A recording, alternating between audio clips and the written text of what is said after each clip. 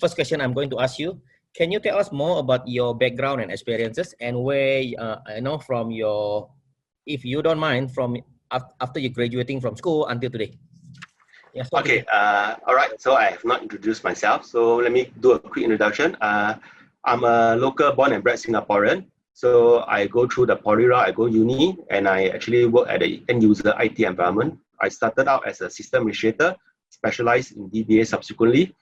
Has been involved in many technical roles throughout the years, tech leads. So I'm actually doing architecting very early in my career, but at that time, people don't call it architecting. They call you a design, you are tech lead. Then I progressed for that. I work in SI, government in various roles. EA transformation, I took up this role in Singapore Pools last year to do it.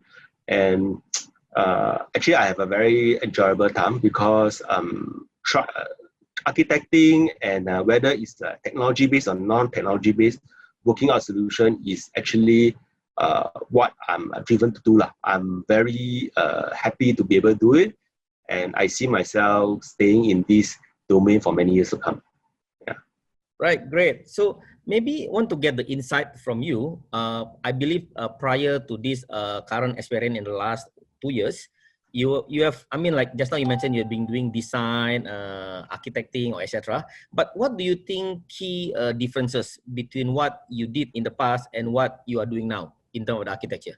Because what happened is that I believe some of them also will be asking, will be having this question because they said, oh, architecture is what I define, and many people have different views. So what is your personal experience? So there's two parts. So what was I doing a few years ago versus what I'm doing now? So a few years ago, my architecting is mainly focused on technical architecting. And currently, I'm focusing on both technical architecting as well as enterprise architecting, looking at the process flow of time of things. I think the key is architect do not have all the solutions. I do not know everything. I'm leveraging on a lot of people, and we are getting business knowledge. We are getting technical knowledge for all the various groups, and based on what we know, and based on what we know of the organization goals and drivers, we are designing and architecting a solution, a business process, or technical solution for the organization. So the perception that EA is a technical architect or they know everything, that's not very true. We are the glue that gel everything up together for the management to see. Yeah.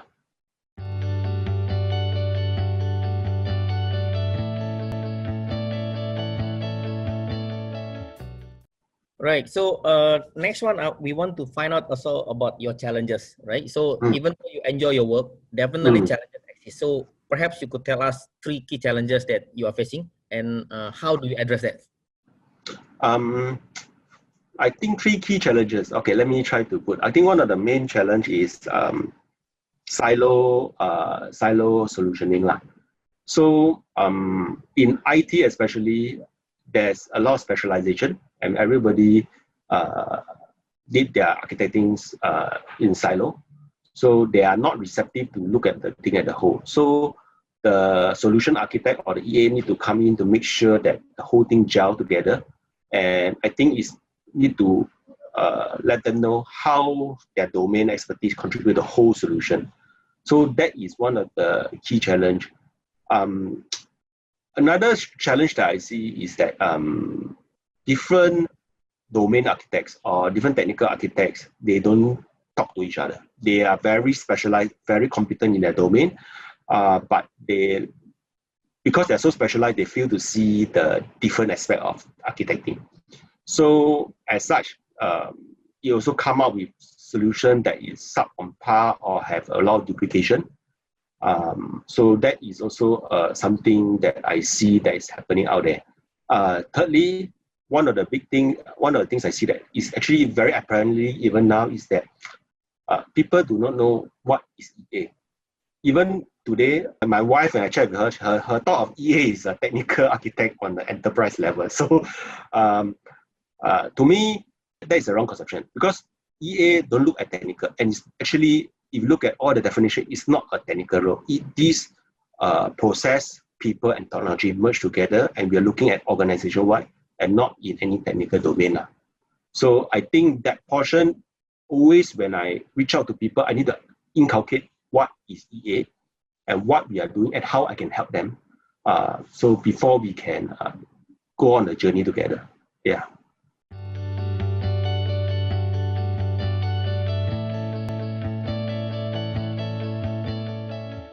What do you think the best way if you want to encourage someone, or perhaps you want to expand your team, if you have a limited so-called to hire from external? Because hiring external people with the ready skill architects are very rare. That doesn't mean impossible, but very rare. But I think that's why Singapore Computer Society we are trying to fix this. We are trying to make so-called churn out as many professionals who are ready with the EA competency.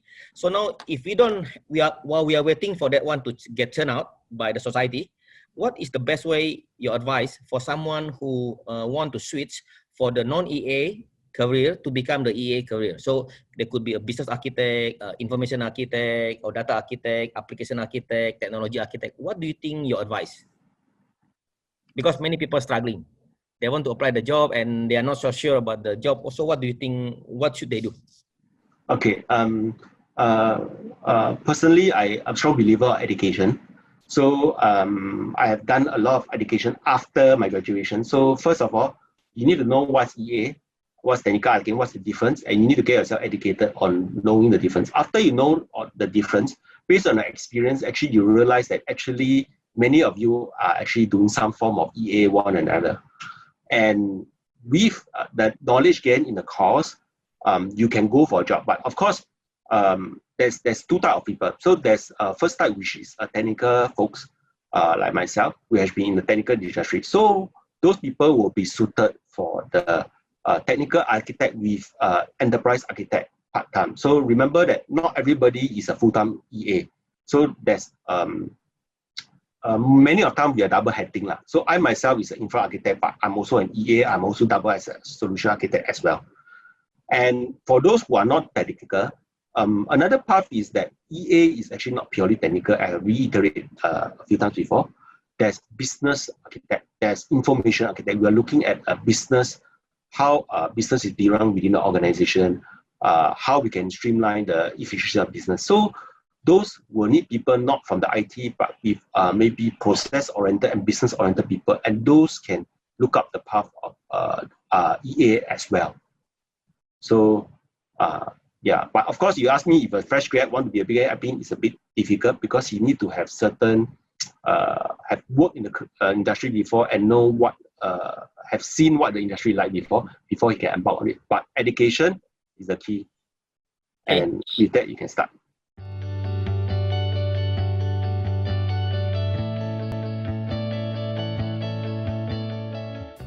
What do you think EA, according to, I mean, let's just so-called confirming what Gartner says, that enterprise architecture is the gateway for successful digital transformation. What is your view on that?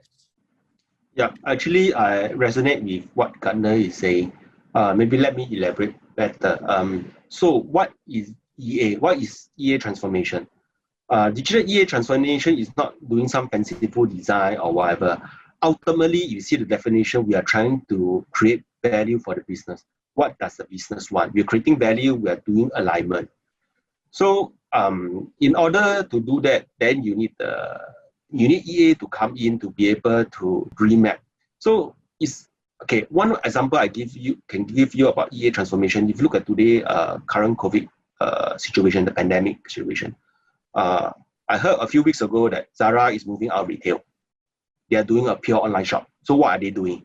They're doing digital EA transformation.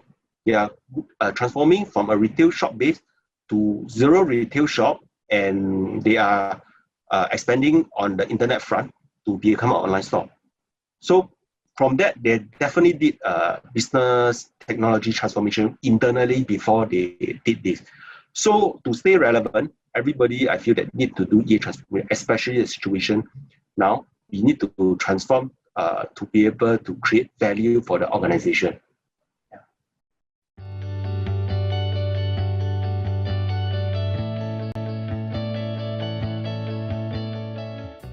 perhaps we want to know about the experience or the insightful of Nelson experience in terms of the leveraging on the Archimate to create a digital twin and how that can help an organization moving forward.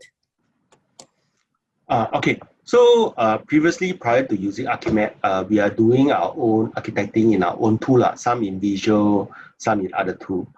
And the issue is it cannot correlate. And as long as it leave our laptop, after a while it becomes obsolete.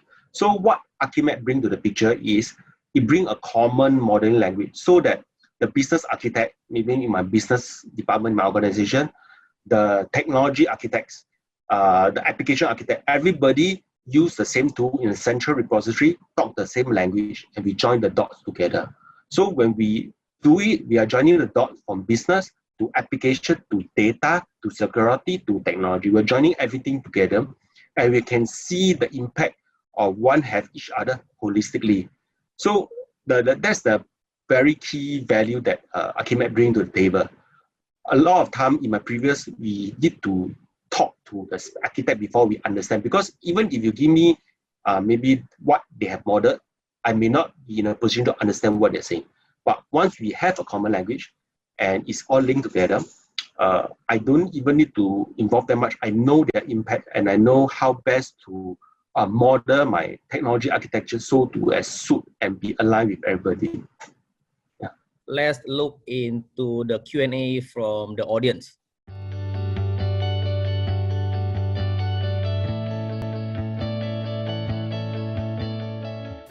What is the basic skill set or experience required to become architect, whether EA or solution architect or specialized architect?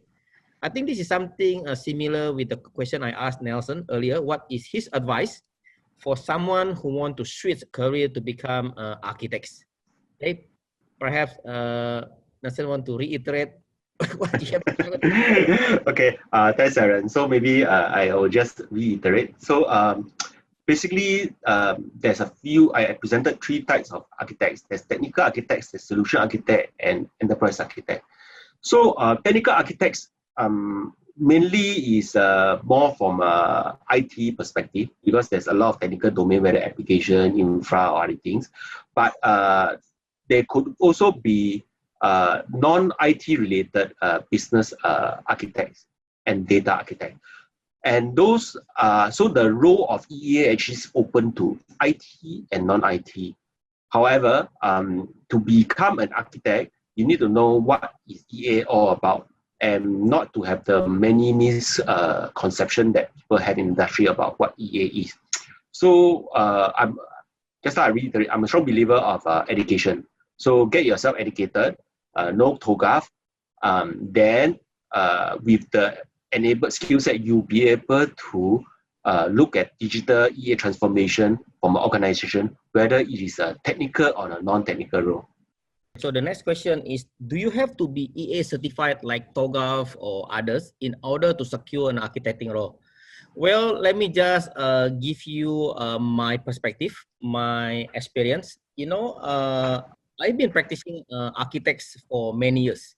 Until I remember in the year of about 2011. Yeah, 2011, about 9 years ago, right? So 9 years ago, I went to Hong Kong and meet up with the group of architects there.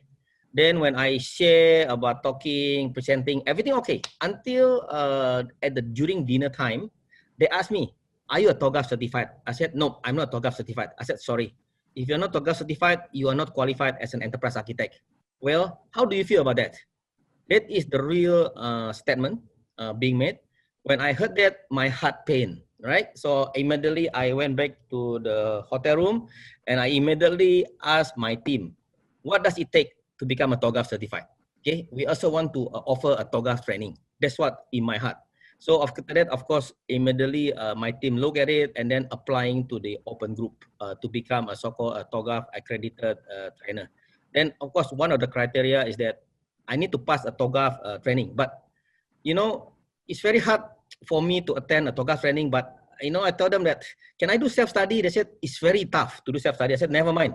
And I remember at the time during Chinese New Year Eve, so only like, I didn't know about what the TOGAF question about. So I booked the exam. It's the right after Chinese New Year. So basically Chinese New Year is like, I said, I don't go anywhere. I want to study TOGAF. Okay, so I did my study, and fortunately I managed to pass the TOGAF exam. So I got level 1 and level 2. So level 1, because it's the multiple choice, right? So my memory is not that good, so I got 70 plus, fine. But the level 2 is multiple choice, 8 question. So question 1 to 8.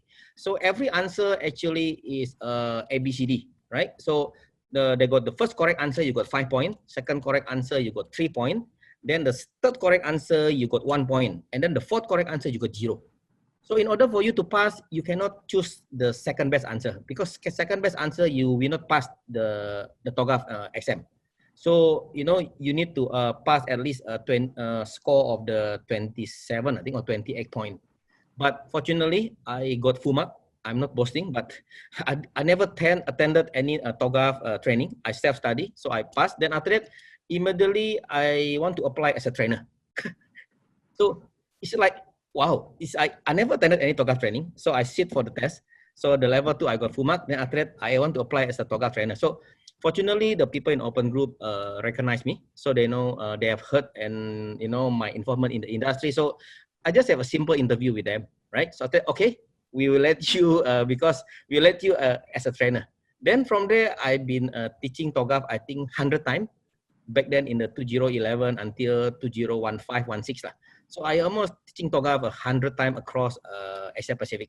Of course, in all the country like Indonesia, Malaysia, Singapore, Hong Kong, and etc. So yeah, after that, of course, we got now a trainer teaching. So, but interestingly is that, you know, industry or people are very, very, what do you call it? It's not stereotyping, but if you don't have the certification, even how good you are still not qualified to sit on the table. Okay, so the answer is yes, it is, because otherwise nobody want to study. What you can be study, but you don't have the degree, you don't have the master degree, and then, you know, we cannot get the job, especially the society that we are living in today. So hopefully that answer your question. So the next one is about what is the career progression of EA in an organization. Maybe I would like from Hok Guan. So maybe Nelson can help me. What is you think about the career progression of EA in an organization? Of course, EA, okay, maybe personally, I start out as a technical architect, then I do solutioning, and now I'm an EA lah. So where do I see? I mean, in many organizations, you also have a chief architect, which oversee the whole thing. So there's a lot of things that you can do. And EA is not just about going up the rank, it's also going up the breadth. So you see, we got a lot of architecture domain, and I'm only specialized in one. There's many other different architecture domain to go. As a chief architect, you actually need to know all the architecture domain relatively well to be able to do so. So I will say that there's still a long way to go. And many organizations have a lot of opportunity for EA right now and chief architects, or something at the management level, which require the architecting skill for business transformation. So I believe there will be more and more demand, especially with the need for transformation in the current business climate right now. Next question is, but where are the job for PMET? We won't get even past human resource, even if we are skilled. I'm not so sure about the rest of the profession, but let me assure you, in terms of like architecture, is still in the high demand, because as I mentioned that actually we have done a study. Many of the architects, if you see in any big company, normally are import professional, because it's very hard to groom locally. So, you know, like very hard to get many Nelson in our country. So that's why we need to get going. We run the program, we create the awareness so that our local architects can also impart or better than the import one, because yeah, that's the reality of life. As you go to any of the big organization, all your chief architect are typically import professional. But we are, I mean, it's not that we against them, but we are trying to groom our local talents in terms of the architecting the enterprise. Yeah.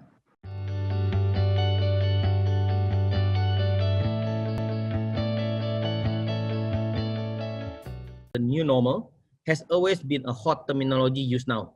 New norm, so this in short. In contrast, digital transformation has always been a topic in the recent years. How do you see digital EA transformation evolving from the old norm to a new norm? Well, Nelson, you have any comment on that? Oh no. So I think there's a new norm come from because of the recent experience we have with COVID. So what is the new norm? The new norm, well, if you look at this, is architecting outside out. So a lot of things has changed, and we need to transform in order to do it. So I give you an example of Zara. So bearing what Aaron said, actually you need more EA now more than ever because your business needs to transform to survive. And I think we are defining the new norm right now as we speak. Working from home is a new norm. Video conferencing, webinar is a new norm. So this was slowly progress, and we will come to a new norm maybe in a few months' time when these things stabilize. Yeah, that's my personal take. I think the other thing to add, I think has also been described with the Nelson, that if you go to any company, if they say that they have already EA, they will tell you that, oh, my EA has been completed 2 years ago. If you ask them, show me, they will show you a stack of documentation. I mean, it's nothing wrong with the documentation or Excel spreadsheet. And I also come to know a company that maintaining all the entity relationship or the enterprise using Excel spreadsheet. They told me the loading may take 3 to 10 minutes, depending on which file you open, because they're maintaining all the relationship about interdependency, intradependency. But now we have what we call it a digital platform, digital EA platform that allow us to configure the so-called the meta model, allow us to do everything analysis in the digital form. So like the documentation is just for the sake of the signing. Even now the signing also can be done electronically. So this could be one of the old norm to the new norm, because you know in the old norm that if you don't see a document as thick as a few hundred pages, you don't feel good. Seem like you haven't done any work. Of course, the joke is that so-called the document will be used to stop the door as the door open, you know, to block the door from closing, etc. And after some time, you don't like the document, you call a karanguni, then you sell it for 50 cents per kilo. Actually worth few millions, right? So now the new norm is everything digital. Everything is do it in the collaborative way. I hope I answer that, Jijan. If not, please comment again. So we continue to the next question. The next one is, how do you structure the enterprise? Do you have a domain model in place? I will, this difficult question, I will let Nelson to answer. Nelson, Okay, so just now actually I've shown you the slide. So typical EA architect we structure into the few key components. There's the business architecting, there's application, there's data, and there's technology. So all these are different technical and non-technical domain that we structured to do our architecting. So based on TOGAF, this is the one that we are doing right now, and we will continue to use it as a reference model for our architecture work. Okay, let's move on into the next question to Nelson. Maybe this one is the very short question. What do you think about do and don'ts? Okay, that you could share with the audience on your so-called enterprise architecture journey. Do and don'ts, right? Do and don't. Maybe you Okay. limit it or Okay. less, doesn't really matter. What? Okay, do know what EA is about. That's very key. Don't think you can architect all by yourself. You need to architect based on a large variety of information from all your different architects to have a holistic architecture for your organization. Yeah. Okay, next question. How do you prioritize the application infrastructure and security requirement in designing the EA? Basically, how do you incorporate all the, you know, the various application connectivity, complexity with the infrastructure, and how you fulfill the security requirement? Over to you, Nelson. Okay, so for us, I'm a technology architect, so I'm infra guy. So actually for what we do in Archimate, there's a lot of viewpoints, and there's quite a few viewpoints for infra, which is called the technology architecture. So in the map, we actually show all the correlation of the design of your security, your firewall, your encryption algorithm, all this in a single view within the technology architecture. So within the technology architecture, you don't have just a typical infra time, you have the security component as well. And you also can have your data center location, everything within inside. And this component is called a TA, which can be mapped to your application architecture, AA. and then you can see how all this correlate. So this is that powerful feature which we talk about lah. So within your TA, you have your TA component. You can put your security component there. There will be some security components which is in the AA itself, the application architecture. You also put your security components there, and you join them up together to give you a good holistic view on what is the security posture of your organization. Okay, next one. Nelson, how do you see agile architecture being applied in the areas of EA? From Martin. Agile architecture. So typically, if you look at what I showed in the TOGAF framework, A to H, so basically we are not defining what kind of structure, whether agile or SDLC, that you should use to run your architecture, but it's more of a check and balance. You need to ensure that you design something upfront before you start work on it. You need to ensure that nobody can just start work on a design without a proper design or proper approval. So it's not that how do I do it? All framework can be adopted to use EA TOGAF. Is when you look at your organization framework, how best to fit the TOGAF framework to yours, so that you can ensure the check and balance is there, even though you're running agile and you're moving your project at breakneck speed. So this is on, if you need help, you can engage an EA consultant firm to so that they can help leverage and see what you have, what you don't have, and how to best fit the EA into your agile framework.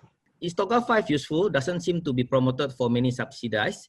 Oh, no, it's not true. Actually, TOGAF 5 is, not TOGAF 5, is TOGAF now is 9.2, yes, 9.2, okay? So TOGAF 9.2 is a very powerful framework.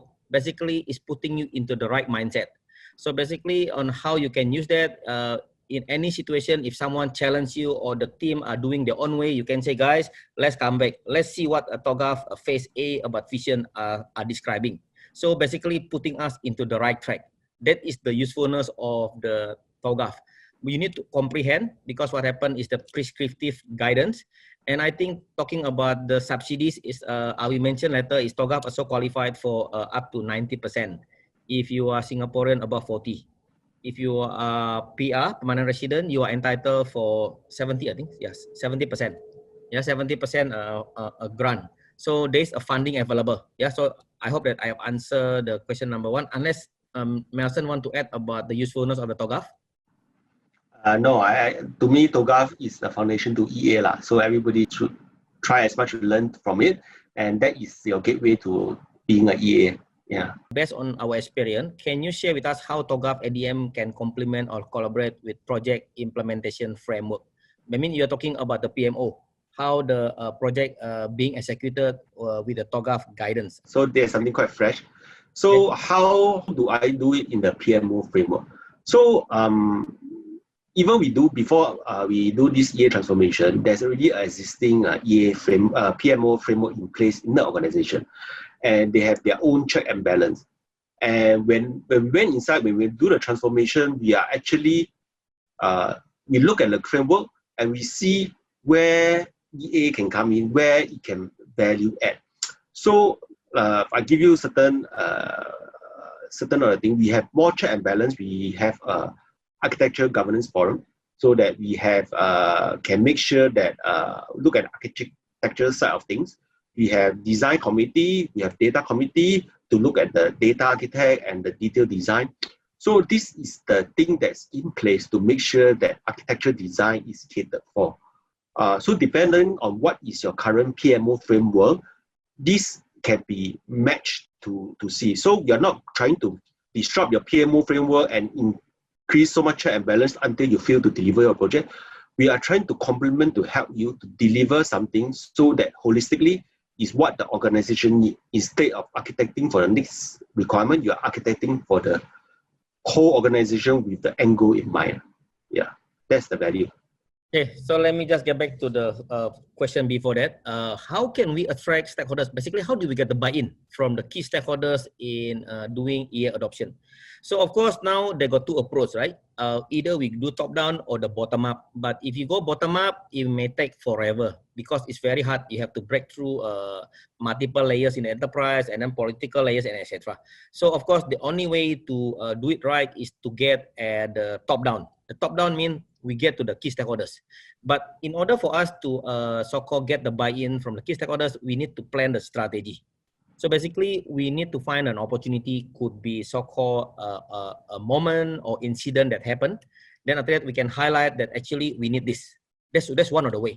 Okay. Second of the so-called method is that you know, typically all those people in the senior management, whatever you talk to them, whatever you mention to them, anything good, right? When they hear it in their office in Singapore, they said not true. They said, okay, Nelson, just do it. Yeah, don't bother me, because they are being bogged down by so many issue at hand. So you know, it doesn't work. So we need to find a conducive avenue or environment that for us to share with him. Okay, if you can't do that locally, we have to bring them overseas. So let me just share with you our actual experience. Okay, so this one we have one guy. This one actually is he's trying to get support from his CEO. Okay, so his CEO is the lady, so he's trying to convince the CEO lady to support this EA. But he has been trying many rounds, but somehow the CEO, like, you know, just leave it to him to decide.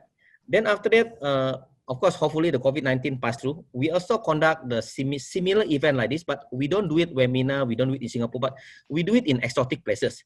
Like we bring the C-level to Hong Kong, to Bali, to Japan, to Tokyo, to Osaka, that type of place. Okay, so normally during that time, during the CEO mind or the key stakeholder mind in that time, normally they are more peaceful and they can absorb maybe 200%. Okay, until got one of the incident that this is the true story, that actually the CEO asked him, why didn't we do this? Why only now you brought us this? And the guy told her, boss, I've been telling you for 6 months, but you didn't understand this, and you said you leave it to me. I need your support. So you know, this is life lah. Like my joke in the past is that, like, your husband and wife. Okay, your wife has been telling you, the wife telling the husband about this, and the husband said, okay lah, I know dear, I know dear. I didn't shut up. Okay, suddenly the husband meet the old friend, offer a drink, and then the old friend telling him the same thing like what the wife told him, and then he followed, and then he went back home, he told the wife, and the wife definitely pissed off, right? This is the joke, by the way, but it's the reality of life. Human sometimes, like, yeah, I know you, so you know, it's like they don't have the open mind. So yeah, various ways. So we have to find the avenue, like that's why they got the CIO breakfast. We also host like chief architect breakfast, whereby actually we are inviting all the key stakeholders or senior management to get them to understand about all these, the need to adopt or establish EA in the organization. So I hope that answer you indirectly, right? Because there isn't any direct answer to this depending on your environment. Now let's talk about wider audience, about the nation, okay, in Singapore, right? So based on your so-called your experience or what you see, what do you think we can do more in terms of so-called driving EA adoption? Okay, first, I think it's good that we have this sharing forum SCS is conducting, so that we can share what EA is about and what can be done. So one of the things that we should continue to help to educate EA is that I see a lot of people thinking EA is pure IT, which is actually not the case. Many a time when I do EA, even though when I'm technical, there's a technical solution out there, but I see that tweaking some business process net me a much better result than building or architecting a solution for the business user. So I think to drive this EA adoption, we need to really educate our organization, educate people what EA is about and what it can do, the value it brings to the table. Especially now when everybody is seeing red because of the economic crisis, it's a very good time to do EA so that the organization stay current in the new normal.